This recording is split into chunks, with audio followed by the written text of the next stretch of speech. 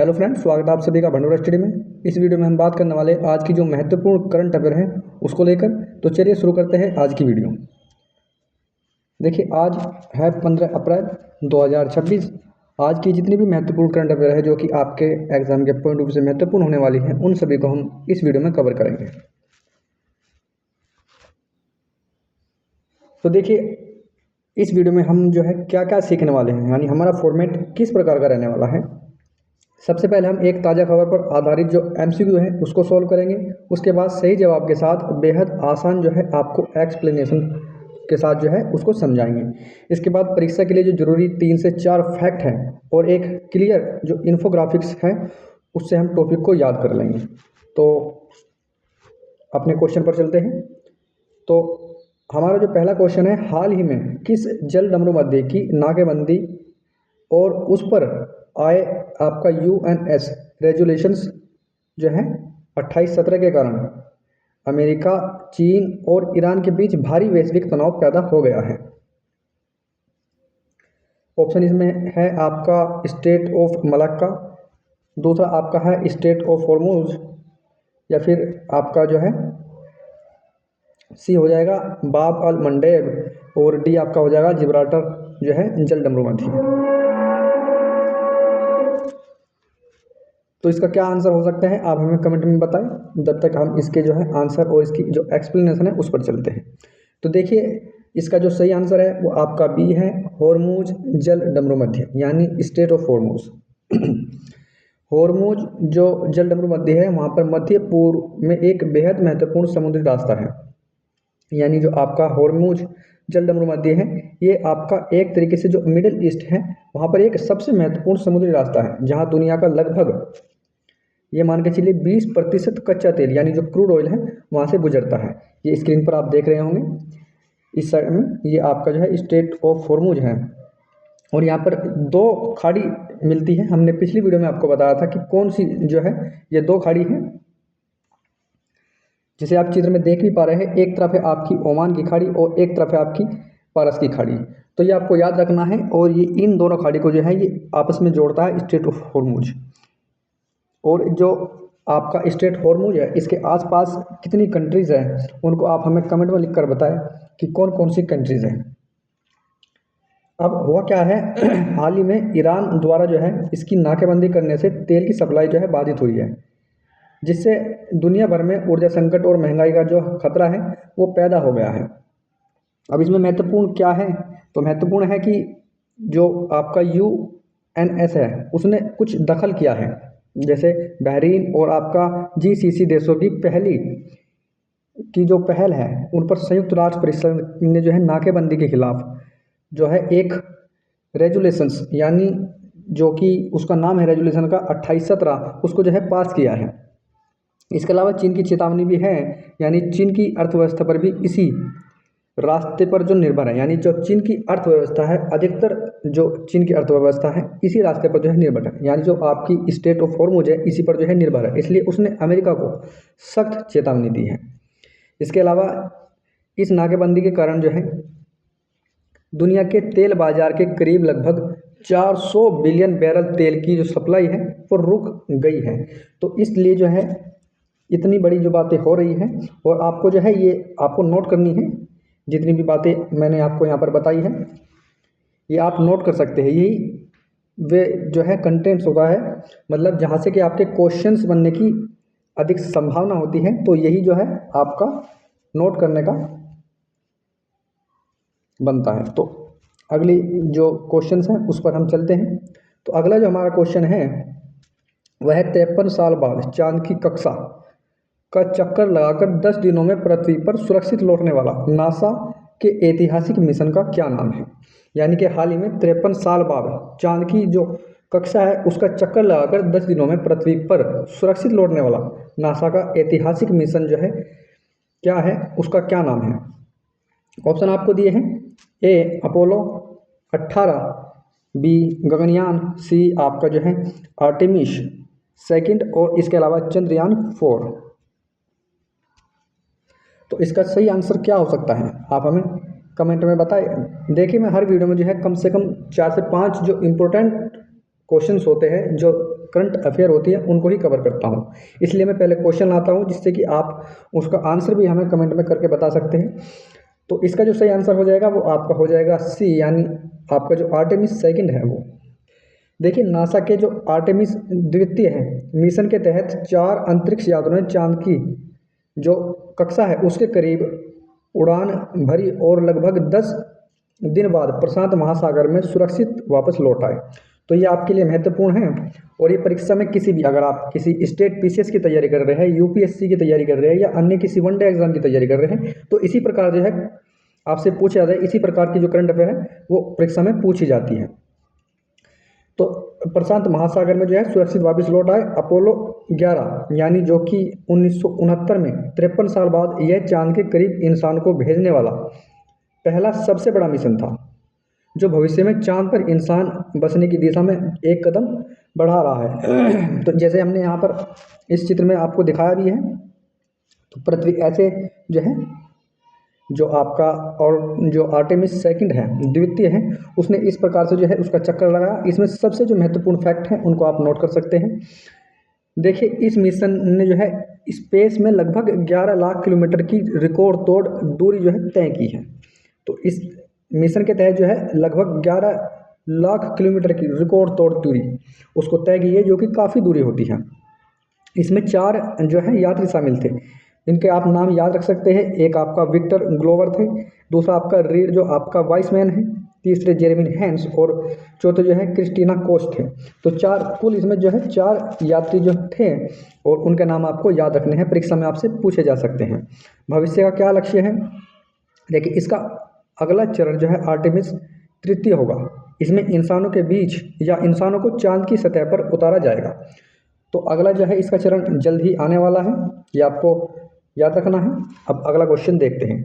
तो अगला क्वेश्चन है हमारा, अप्रैल 2026 में जारी IMF की रिपोर्ट के अनुसार युद्ध और तेल संकट के कारण वैश्विक मंदी के खतरे के बीच भारत की अनुमानित GDP विकास दर कितनी बताई गई है?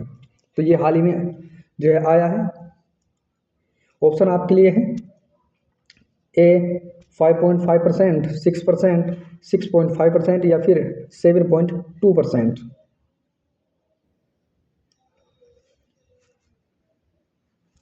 तो इसका जो है सही आंसर जो है आपका 6.5% है।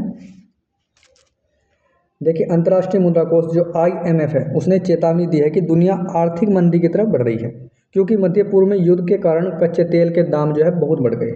लेकिन इन सब मुश्किलों के बावजूद भारत की अर्थव्यवस्था जो है लगभग 6.5% शानदार रफ्तार के साथ बढ़ रही है और दुनिया के लिए मजबूत स्तंभ बनी हुई है। तो आप यहाँ पर देख सकते हैं।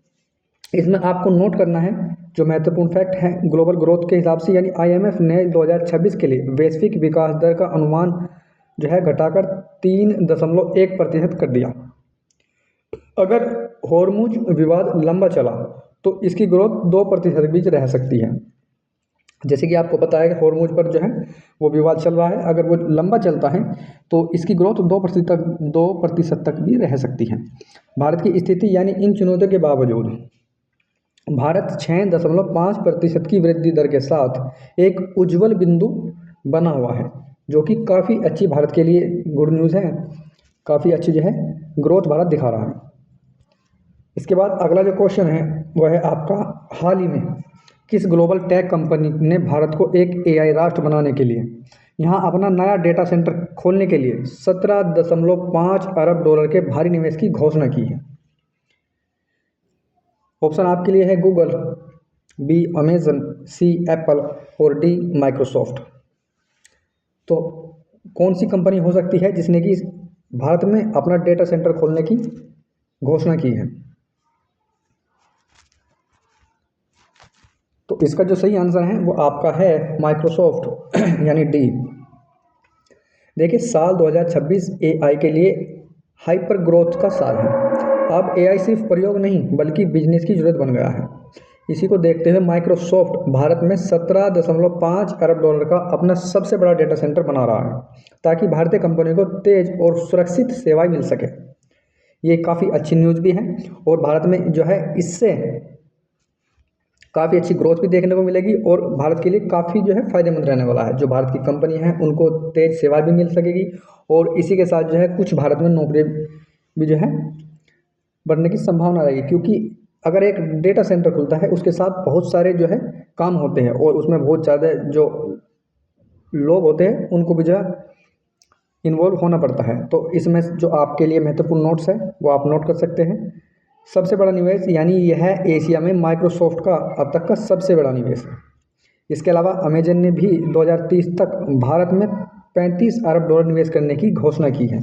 यानी कि माइक्रोसॉफ्ट के अलावा जो अमेजन है उसने भी 2030 तक भारत में लगभग 35 अरब डॉलर निवेश करने की घोषणा की हुई है। इसके अलावा भारतीय जो एआई स्टार्टअप है उसमें 5.3 अरब डॉलर की भारी भरकम जो है वीसी फंडिंग भी आ चुकी है। तो ये भारत के लिए काफ़ी अच्छी है। भारत की इकोनॉमी इसी के साथ जो है काफ़ी अच्छी जो है रहने वाली है। तो अगले क्वेश्चन पर चलते हैं। देखिए अगला क्वेश्चन है, भारत के नए डिजिटल क्रेडिट आकलन मॉडल से हाल ही में बिना मैनुअल कागजी कार्रवाई के किस सेंटर को 52,300 करोड़ का लोन स्वीकृत जो है किया गया है। ऑप्शन ए है आपका एग्रीकल्चर, बी है आपका हैवी इंडस्ट्रीज, सी है एमएसएमई और डी है आपका विदेशी जो स्टार्टअप है। तो इसका आंसर क्या हो सकता है? तो देखिए इसका जो सही आंसर है वो आपका सी है, यानी एमएसएमई, लघु सूक्ष्म और जो आपके मध्यम उद्योग हैं उनको जो है 52,300 करोड़ लोन का जो है स्वीकृत की गई है। तो इसका सही आंसर क्या है? आपका सी है एमएसएमई। छोटे व्यापारियों यानी आपके जो एमएसएमई होते हैं उनको पहले बैंक से लोन लेने के लिए ढेरों कागज और बहुत समय लगता था। अब सरकार ने एक डिजिटल सिस्टम बनाया है जो व्यापारी के ऑनलाइन डेटा जैसे कि जीएसटी और आपके जो आईटीआर है उसका इस्तेमाल करके अपने आप लोन पास कर देता है। ये तेज, पारदर्शी और एनपीए का जोखिम कम करने वाला सिस्टम है। तो इसमें आपके लिए जो महत्वपूर्ण है उनको नोट कर सकते हैं। देखिए 9 महीने में आपके जो बीएसपीज है उन्होंने 3.96 लाख से अधिक लोन स्वीकृत किए हैं। अब ये काम कैसे करता है? यह भौतिक दस्तावेजों के बजाय डिजिटल फुटप्रिंट पर जो है काम करता है। यह मॉडल केंद्रीय बजट 2024-25 में पहली बार जो है पेश किया गया था। तो ये आपको नोट कर सकते हैं। दोस्तों आई होप आपको हमारी वीडियो पसंद आ रही होगी। अगर आपको वीडियो पसंद आती है तो वीडियो को लाइक करें, चैनल को सब्सक्राइब भी करें। अब अप्रैल 2026 की दिशा में भारत की स्थिति क्या है, यानी करंट अफेयर सिर्फ अलग अलग घटनाएं नहीं है, ये सब आपस में जुड़े हुए होते हैं। तो इसलिए आपको मैं बोलता हूं कि आप डेली जो करंट अफेयर है उनके नोट्स बनाइए, देखिए, और आप देखेंगे कि जो ये सिर्फ अलग अलग घटनाएं नहीं है, ये आपस में एक तरीके से जो है कनेक्टेड होती हैं। जैसे आपका जो है हॉर्मुज संकट, इसके बाद इससे आपका वैश्विक अर्थव्यवस्था प्रभाव, भारत की इसमें स्थिति बढ़ेगी और उसके बाद जो है तकनीक और भविष्य जो है काफ़ी बेहतर होने वाला है। जैसे हॉर्मुज, ईरान की नाकेबंदी और चीन अमेरिका तनाव के कारण जो है ऊर्जा सप्लाई बाधित हुई है। उस पर जो है यूएनएस ने अपना जो है एक तरीके से मतलब वहाँ पर जो कार्रवाई होती है आपके यूएनएस के अंदर, यानी जो आपके यूनियन की जो वहाँ की बैठक होती है वहाँ पर जो होती है उसका एक तरीके का नाम होता है ये 28-17। उसके अलावा इससे वहाँ की जो पॉलिटिकल है उसमें संकट है, इससे आपकी जो युद्ध और जो $100 पार करने वाले जो तेल के दाम हैं उसके कारण आईएमएफ ने जो है ग्लोबल मंदी को यानी 2% गिरने की चेतावनी भी दे दी है। उससे है उसके बाद इस वैश्विक संकट के बीच भी भारत जो है लगभग 6.5% की दर से बढ़ रहा है। डिजिटल क्रेडिट में जो है 52,300 करोड़ से एमएसएमई सेक्टर मजबूत हो रहा है, जो कि भारत के लिए काफ़ी अच्छी बात है। इसके अलावा एक तरफ जो है इंसान चांद की जो है और बढ़ रहा है, यानी जो आपने देखा आर्टिमिस जो द्वितीय था उस खबर की बात हो रही है। और भारत एआई तकनीक में विदेशी निवेश यानी 17.5 बिलियन का बड़ा केंद्र बन गया है। तो अंत में आपको ये कहना चाहूँगा कि आपको अगर ये वीडियो पसंद आ रही है तो वीडियो को लाइक करें, चैनल को जो है सब्सक्राइब भी जरूर करें। खराब वैश्विक हालात के बावजूद भारत तकनीकी और आर्थिक रूप से दुनिया का ब्राइट स्पॉट बना हुआ है। तो आई होप आपको हमारी ये वीडियो पसंद आई होगी। चैनल को सब्सक्राइब भी जरूर कर लीजिए। जब तक के लिए धन्यवाद, मिलते हैं अगली वीडियो में।